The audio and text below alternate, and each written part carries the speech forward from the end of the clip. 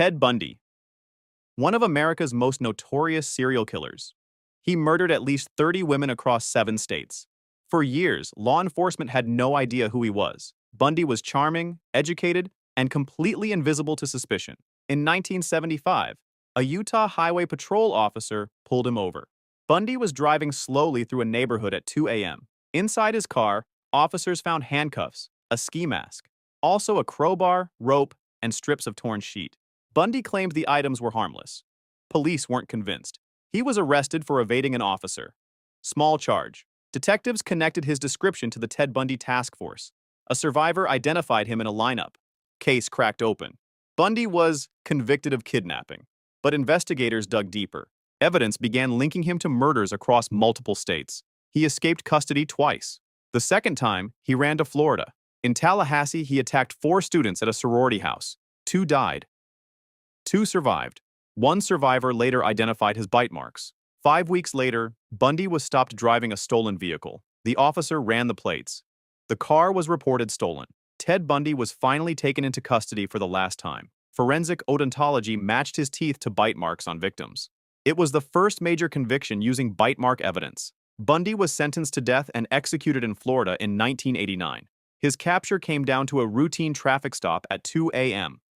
John Wayne Gacy killed 33 young men in Chicago.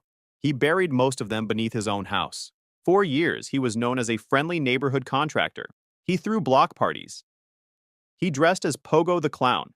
In 1978, a 15-year-old boy named Robert Peast went missing. The last known person to see him was John Gacy. Police obtained a search warrant for Gacy's home. Inside, investigators detected an overwhelming smell beneath the floors. They began digging in the crawl space under the house. The first body was found within hours of excavation beginning. Then another. Then another. Remains kept appearing. 26 victims were recovered from beneath the house alone. 4 more bodies had been dumped in a nearby river. Gacy confessed. He said he'd run out of room to bury them. He was convicted of 33 murders, sentenced to death. John Wayne Gacy was executed by lethal injection in 1994. Neighbors had reported strange smells for years. Nobody investigated. Robert Peast's disappearance finally forced police through the front door. Dennis Rader murdered 10 people in Wichita, Kansas. He called himself BTK, bind, torture, kill. He sent taunting letters to police and local newspapers. Then he vanished. No killings, no letters. 30 years of silence. In 2004, Rader reactivated. He began sending packages again. Police asked publicly if a floppy disk would be traceable. Rader sent a floppy disk to a local television station. Investigators recovered deleted metadata from the disk's files. The document was traced to a church computer in Wichita. The last person to edit the file was named Dennis. Police cross-referenced church records with their suspect list. Dennis Rader was the president of his local Lutheran church. A DNA sample from his daughter confirmed the biological match. Officers arrested Rader during a routine traffic stop in February 2005. He confessed immediately and in extraordinary detail. Rader described each murder methodically, without remorse. He is currently serving 10 consecutive life sentences in Kansas. A single floppy disk ended a 30-year hunt. Jeffrey Dahmer murdered 17 men and boys in Milwaukee. He dismembered victims and kept body parts in his apartment. In May 1991, a 14-year-old boy was found wandering outside. He was disoriented, bleeding, and barely conscious on the street. Neighbors called police. 2 officers responded to the scene. Dahmer arrived and calmly told police the boy was his partner. He said they'd had a domestic dispute. Officers believed him.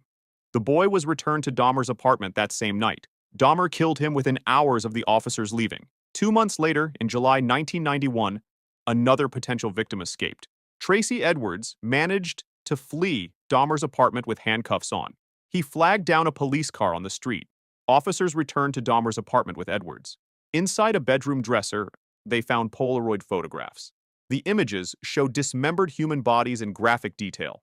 Officers immediately restrained Dahmer and called for backup. A human head was found inside the refrigerator. 3 more skulls were discovered in a filing cabinet. Dahmer was arrested on the spot. He confessed to everything. He was convicted of 15 murders and sentenced to 957 years. Jeffrey Dahmer was beaten to death in prison in November 1994. He was caught because 2 officers once failed to act.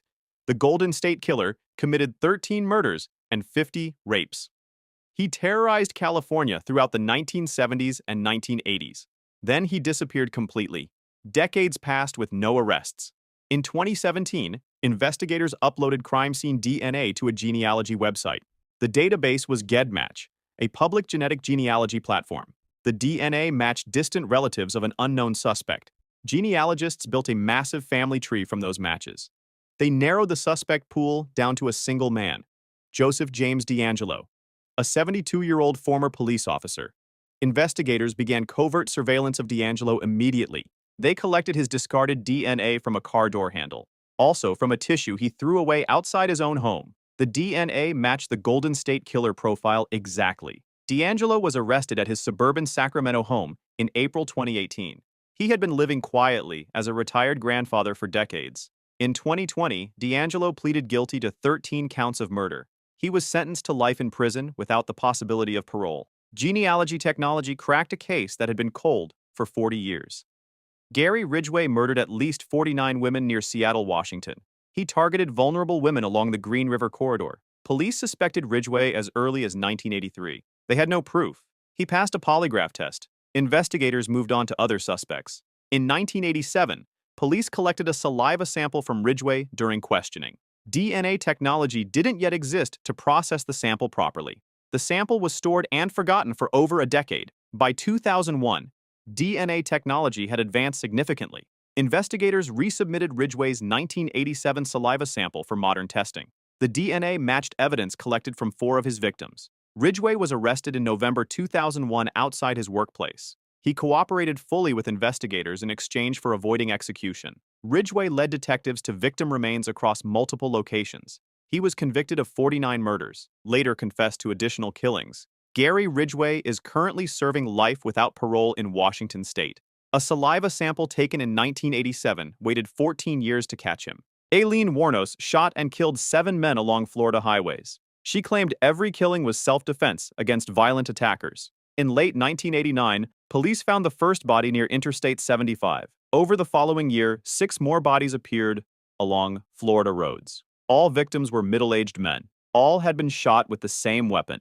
Police began looking for a female suspect after witness descriptions. Composite sketches were released publicly in late 1990. 2 women recognized the composite. They knew Aileen Wuornos personally. Both women contacted police and agreed to cooperate with investigators. One woman, Tyria Moore, was Wuornos' girlfriend at the time. Moore agreed to record phone calls, with Wuornos under police supervision. During those calls, Wuornos made increasingly incriminating statements. She was arrested at a biker bar in Volusia County in January 1991. Wuornos confessed shortly after her arrest, implicating herself fully. She was convicted of 6 counts of first-degree murder. Aileen Wuornos was executed by lethal injection in Florida in 2002. Her own girlfriend's cooperation with police sealed her fate entirely. Israel Keyes was one of the most methodical killers in FBI history. He murdered at least 11 people across the United States. Keyes buried murder kits in remote locations years before using them. He flew to different states, rented cars, and killed strangers. No connection between killer and victim. No traceable pattern. In February 2012, Keyes abducted 18-year-old Samantha Koenig in Alaska. He left her bound in his shed and flew to New Orleans on vacation. Keyes then demanded a ransom using Koenig's debit card. He forced her to record a ransom video before killing her. Police tracked the debit card transactions across multiple states. Surveillance footage captured Keyes using the card in Texas. He was pulled over by police in Lufkin, Texas in March 2012. Officers found Koenig's phone in his vehicle during the stop. Keyes was arrested and taken into federal custody immediately. During interrogation, he began confessing to murders across the country. Keyes provided chilling details about crimes spanning over a decade. He committed suicide in his Alaska jail cell in December 2012. A stolen debit card transaction trail led investigators directly to him. Edmund Kemper murdered 10 people in California during the early 1970s. His victims included his own grandparents and eventually his mother. Kemper was 6'9", highly intelligent, and deeply calculated. He regularly visited a bar frequented by Santa Cruz police officers. Detectives drank with him and called him Big Ed. Nobody suspected.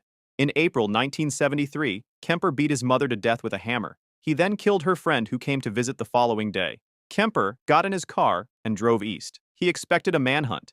He stopped in Pueblo, Colorado, and called Santa Cruz police himself. Officers didn't believe him at first. He called back and insisted. Kemper sat in a phone booth and waited calmly for police to arrive. He was taken into custody without any resistance whatsoever. Kemper confessed to all 10 murders in extensive clinical detail. He was sentenced to 8 concurrent life sentences. Edmund Kemper is still alive and incarcerated in California today. He turned himself in. Law enforcement never actually caught him. Richard Ramirez murdered 14 people across Los Angeles in 1985. He broke into homes at night, killed randomly, and left satanic symbols. The city was paralyzed with fear. Police had no solid leads. In August 1985, investigators lifted a single fingerprint from a crime scene. The print was run through California's new computerized fingerprint database. It matched a prior arrest record belonging to Richard Ramirez. Police released his photograph to every media outlet simultaneously. Within 24 hours, Ramirez's face was on every television in California. The following day, Ramirez returned to Los Angeles by bus from Arizona. He was recognized immediately by residents in an East LA neighborhood. A group of citizens chased him down the street on foot. They caught him, beat him, and held him until police arrived. Ramirez was taken into custody by officers who pulled the crowd back. He was convicted of 13 murders and sentenced to death in 1989. Richard Ramirez died of cancer on death row in 2013. He was caught not by detectives, but by ordinary citizens on a street. If you enjoyed this video, subscribe for similar ones. Feel free to drop suggestions for the next video in the comments.